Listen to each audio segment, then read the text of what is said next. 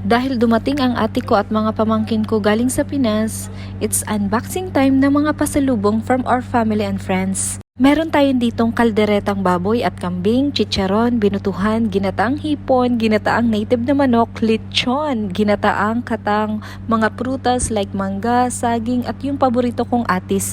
At syempre, hindi rin nakalimutan ng ate ko yung ibang mga request namin, gaya ng kutkutin. Meron din palang nagpadala ng minatamis na langka, minatamis na kundol, lemon, mga dried fish like daing, tikong, at yung paborito kong laygit ng Bicol.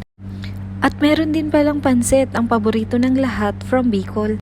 Sa sobrang dami nga ng mga daladala ng ate ko galing sa Pinas, aba hindi na namin alam kung saan at paano pagkakasyahin sa fridge namin. Maraming salamat po sa lahat ng nagpadala sa amin, lalo na kay Ate Emily, kay Ella, Mama Ulyet, Tatay Pido, Nanay Melly, Ate Irene, Kuya June, Ate Osang, at Tita Ellen.